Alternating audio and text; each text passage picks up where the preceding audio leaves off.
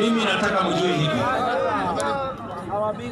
Si mmesikia rais amesema mwaka ujao yeye ataenda kupumzika kwa sababu katiba inasema hivyo.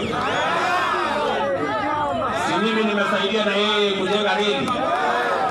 Nimesaidiana na yeye kujenga barabara na kuunganisha stima na kufanya hiyo kazi yote. Rais akienda kupumzika ni mtu ya kitendawili ama ni hasla anafaa? Ni hasla ama ni mtu ya kitendawili? Hebu nione wale wanasema ni hasla.